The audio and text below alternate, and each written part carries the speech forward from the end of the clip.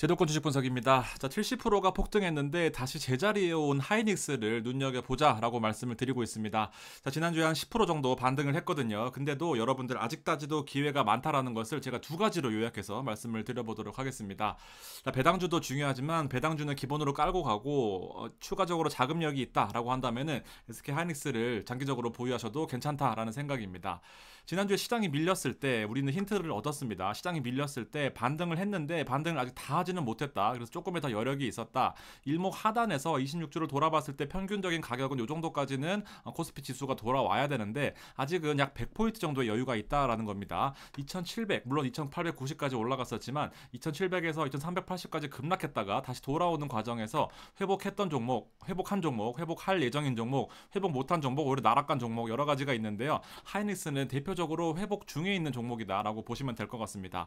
상대적으로 삼성전자를 제가 말씀드리지 않은 이유는 삼성전자는 제가 여러 가지로 말씀 안 드려도 사실상 되게 고평가되어 있습니다. 8만원, 9만원 갈 때까지만 해도 고평가 논란이었는데 지금 급락 이후에 반등하는 척 하다가 다시 고꾸라진 상황이고요. 하이닉스는 정반대의 행보를 가지고 있습니다. 자, 지금 고객들이 잔고가 없어요. 코스피 대란이 난 8월 5일부터 지금 계속해서 반대 매매가 나가고 있는 상황이고 영끌에서 투자를 했던 사람들은 다시 돌아올 수 없는 강을 건넜습니다.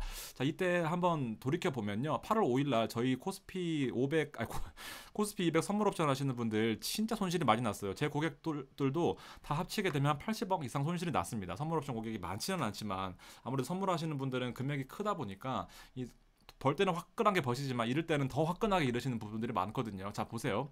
0.08, 0.06 하더니 풋옵션에 아주 외가격에 있는 싸구려 옵션 같은 경우에는 시장이 급락하지 않으면 얘는 그냥 빵원이 되는 겁니다.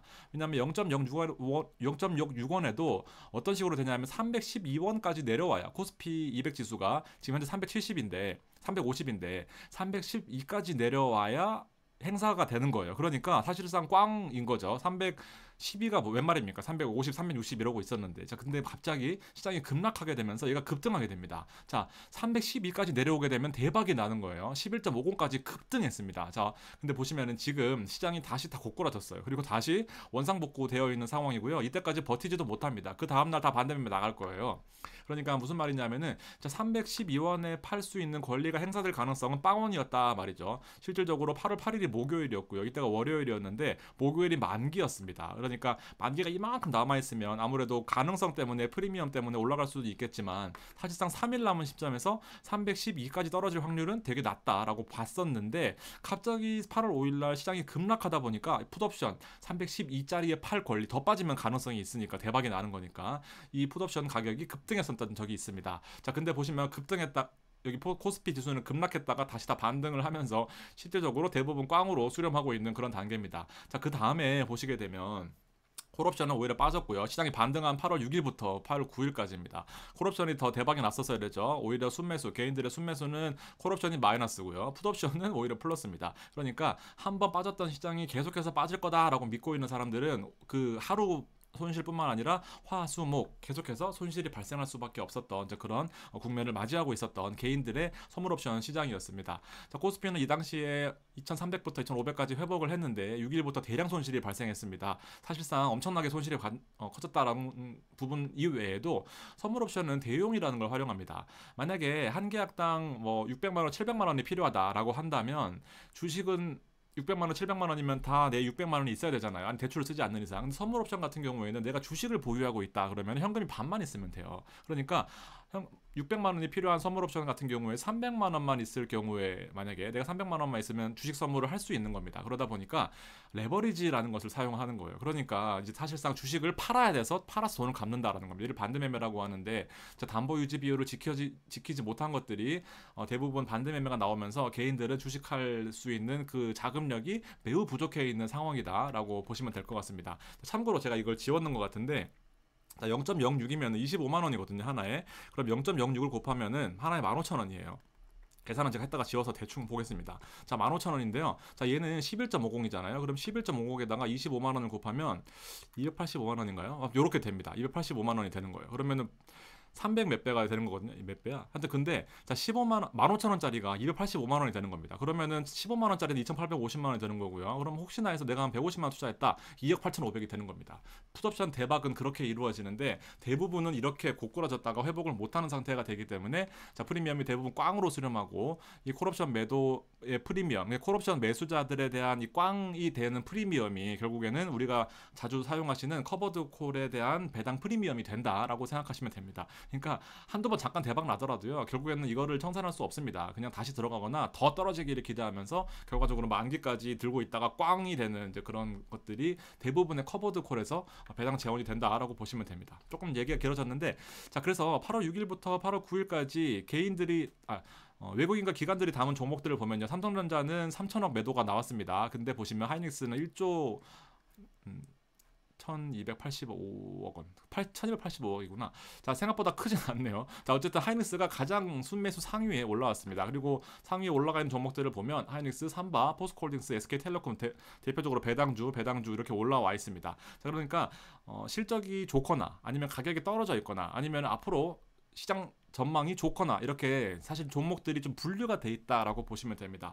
자, 물론 에코프로나 에코프로 BM은 약간은 좀 특수성이 있죠. 2차 전지는 지금 불나고 뭐 이것저것 하다 보니까 시장 상황이 좋지 않았는데 정말 가격적으로 반등이 있었지만 따라 들어가기가 매우 좀 부담스러운 그런 상황이고요. 현대차는 제가 지난 방송에서 말씀드렸지만 매우 기대되는 종목 중에 하나입니다. 3월 28일 주주 환원 정책을 발표할 거고요. 그 전까지는 계속 올라가다가 그때 돼서 떨어질 가능성이 크긴 한데 일단 가격적으로 매우 메리트가 있는 상황이기 때문에 현대 기아차는 제가 지난 방송 꼭 보셔서 투자하셨으면 좋겠다라는 그런 생각이고요. 자, SK 하이닉스를 삼성전자와 비교를 할 수밖에 없는 상황인데 사실은 잽이 안 되는 상황이에요. 24년에 지금 3세대의 이 HBM 반도체를 보면요. 자, 기본적으로 4세대부터는 삼성전자와 하이닉스 마이크론이 있다라고 하지만 SK 하이닉스가 독보적입니다. 그리고 지금 5세대 분분에서도 SK 하이닉스만 독보적으로 지금 납품하고 있는 단계이기 때문에 90% 이상의 점유율을 얘네들이 가져와야 되는 그런 역할들이 있기는 하지만 자, 기본적으로 그게 쉽지 않죠. 최근에 삼성전자가 이 5세대 반도체에 대해서 계속해서 얘기 나오고 있는 건데 엔비디아의 퀄리티 그 테스트를 통과했다, 아니 통과하지 않았다, 통과하지 않았다 계속 난리를 치고 있거든요. 실질적으로 본인들은 한마디도 하지 않는 상황인데 자, 삼성전자와 엔비디아의 그 줄다리기 밀당에 관련해서는 자, 결국에는 이거는 언젠가는 테스트가 통과가 될 겁니다만 지금 가격적인 합의를 계속하고 있다라고 보시면 됩니다. 젠슨 황이 사실은 엄청나게 사업 수완이 강한 분이기 때문에 실질적으로 삼성전자가 들어오면서 삼성전자가 어쨌든 공룡 기업이기 때문에 납품하게 되면 그때부터 의존도가 높아질 거 아니에요. 그 이전에 충분히 가격 협상을 위해서 밀당을 하고 있는 단계다라고 생각하시면 됩니다. 실제로 삼성전자 단일 임원한테 들은 얘기고요. 통과를 언젠간 하겠지만 계속해서 엔비디아가 밀당을 하고 있는 그런 단계다라고 보시면 되고 이 부분이 계속해서 불확실성으로 작용하겠죠. 그리고 실질적으로 납품할 때까지의 시간이 많이 소요된다라고 보기 때문에 일단은 하이닉스의 독점 체제가 계속되는 그런 국면이다라고 보시면 되고 실질적으로 요번에 가격이 약간은 밀려 있으면서 일단 퍼밴드가 떨어지면서 약간은 저평가되고 있는 그런 퍼밴드와 PBR 밴드를 보실 수가 있습니다. 자, 실질적으로 지금 보시면 2배가 채 안 돼요. 그러니까 엄청나게 저평가되어 있다라고 보시면 되는데 더 호재는 바로 이 퍼입니다. 퍼 PER 지수가 지금 코스피 전기전자업종이 좀 많이 과대평가되어 있긴 한데 코스피 평균이 19배 그리고 이 전기전자업종 전체가 81배거든요. 실질적으로 지금 얘는 PER 밴드가 없어요. 작년 적자였기 때문에 PER 밴드가 없는데 자, 앞으로 조금 이제 흐릿하긴 합니다만 자, 23년 12월 기준으로는 지금 영업이익이 적자였습니다. 마이너스 7,700억, 7조 7천억이었기 때문에 적자였는데 실질적으로 지금 보시게 되면 영업이익이 24년에 폭등을 합니다. 그러니까 지금 계속해서 영업이익이 급격하게 늘고 있는 상황이거든요. 근데 주가 보세요. 23년 12월 주가 기준으로 지금 돌아왔습니다. 회귀한 상태예요. 70%가 올랐다가 40%, 50%가 빠지다 보니까 고점에서는 더 조금만 빠져도 가격 하락폭이 크죠. 그러다 보니 지금 거의 원년 가격으로 돌아온 상태인데 이 영업이익에 대한 기대치는 이만큼 높아져 있습니다. 이만큼 2조 4천억, 24조를 하지 않더라도 10조만 되더라도 지금 보시면 한 분기 실적이 작년의 실적보다도 앞서는 상황인데 주가는 제자리에 돌아와 있다라는 겁니다. 반도체에 대한 불확실성이 계속해서 커지고 있는 상황이긴 한데 시장을 냉정하게 놓고 돌아보면 엔비디아를 사는 것도 좋겠지만 실질적으로 돈을 버는 구조들 제가 말씀드렸던 것처럼 엔비디아와 마이크로소프트 그다음에 슈퍼마리오 컴퓨터, 팔란티어, 아마존들은 다 엔비디아와 이 TSMC 빼고는 주가가 오르지를 못했어요. 지금 보시면 대부분의 종목들이 이런 상황이단 말이죠. 그러니까 무조건 반도체 설계랑 판매를 하면 돈을 버는 엔비디아와 위탁 생산을 하는 TSMC는 돈을 벌고 있는 상황입니다. GPU 반도체 때문에. 근데 HBM 반도체도 앞으로 시장이 점점 커지고 있는 단계란 말이죠. 근데 하이닉스는 만들기만 하면 돈을 버는 구조고 무조건 엔비디아와 납품을 하게 되어 있는 그런 구조 자체가 잘 형성이 되어 있는 상황인데, 시장 자체가 코스피에 대한 어떤 네거티브한 그런 마인드 때문에 주가가 제자리 돌아오지 못하고 있는 상황이라는 거죠. 근데 이런 수급의 언밸런스를 하이닉스는 지금 잘 노리고 있는 상황이고, 외국인은 지속적인 수급을 통해서 하이닉스를 모으고 있는 그런 단계다라고 보시면 됩니다. 자, 실질적으로 가장 중요한 게 바로 이 D램 부분에서 HBM 반도체가 있거든요. 근데 비중이 자체가 20%, 5% 정도 분기별로 상승한 것이다라고 추정이 되는데, 자, 여기 보시면은 D램에 대한 평균 숫자를 보시면은 영업이익으로 보시면 될 것 같아요. 자, 영업이익이 증가하고 있는 측면이긴 한데, 자, 앞으로 더 증가하고 있습니다. 그리고 더 증가해서 앞으로는 엔비디아에 대한 이 HBM 반도체 납품 비중에 대한 이 D램의 영업이익이 차지하는 비율들이 계속해서 증가한다라는 겁니다. 40%를 상회하기 시작한다는 거죠. 이렇게 증가할 것이다라고 나오는데, 그리고 실질적으로 납품도 하고 있는데 주가는 제자리다? 이런 분명히 수급적인 측면에서 좀 냉정하게 돌아봐야 될 판단을 할 수가 있습니다. 영업이익도 23년에는 이제 캐펙스라고 해서 이 엔비디아의 어떤 그 납품에 대한 수율을 맞추려면 공장이 계속해서 커져야 될 거 아니에요. 근데 공장이 커지는 거 그냥 공장을 키워놓고 만드는 게 아닙니다. 왜냐면 공장을 키워놓고 엔비디아 안 한다 그래버리면은 주가가 빠질 수가 있거나 삽질하는 것이 될 수 있기 때문에, 공장을 키우는 데 있어서 엔비디아와의 어떤 그런 계약들은 다 성사가 되어 있는 단계였습니다. 그래서 적자가 났더라도 주가가 안 빠지는 상황이었고요. 주가 계속해서 올랐었죠. 그러면서 주가가 많이 오를 것이다라고 기대를 하고 있었던 상황에서 예상치 못한 8월 5일 쇼크를 맞이하면서 주가가 폭락한, 그리고 엔비디아 이외의 이 밸류 체인에서 전반적으로 엔비디아도 이 독점이 언젠가는 깨지지 않겠느냐라는 건데, 실제 독점이 깨지지 않고 있잖아요.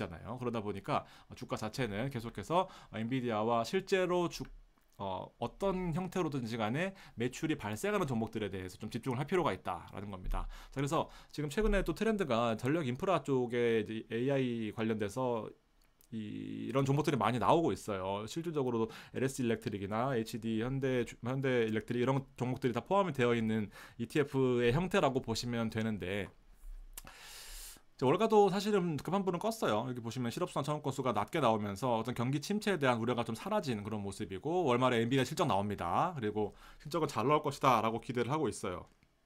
그리고 실제로 저평가입니다. 테슬라보다 저평가예요. 그리고 4세대 소비가 증가되고 있는 상황, 5세대는 하이닉스가 선점하고 있는 상황, 삼성전자는 계속해서 불확실한 부분, 전력 인프라의 시장도 주목하고 있는 걸. 왜냐하면 반도체 시장에서 뭐 다른 그 다음 세컨 웨이브를 준비하라라고 한다고 하면 결국에 전력이나 보안이나 뭐 이런 것들이잖아요. 물류센터가 아니라 저희 데이터 센터 이런 것들이다 보니까 그쪽 세컨 웨이브의 전력 인프라도 크게 주목하고 있는데, 이런 부분들이 결과적으로 AI 시장의 붐을 아직까지 계속 가지고 온다라고 보시면 됩니다. 그리고 나스닥 상승 여력이 더 있어요. 이런 부분을 감안했을 때 하이닉스를 좀 더 좀 매수를 해보자라는 게 저희 이제 기관의 입장이다라고 말씀드리면서 오늘 마무리하도록 하겠습니다. 종목 같이 보실 분들, 제가 하이닉스 일주일 전부터 추천했습니다. 같이 보실 분들은요, 멤버십 이용하시면은 실시간 커뮤니티로 이용해 보실 수 있다라는 말씀 드리면서 마무리하겠습니다. 고맙습니다.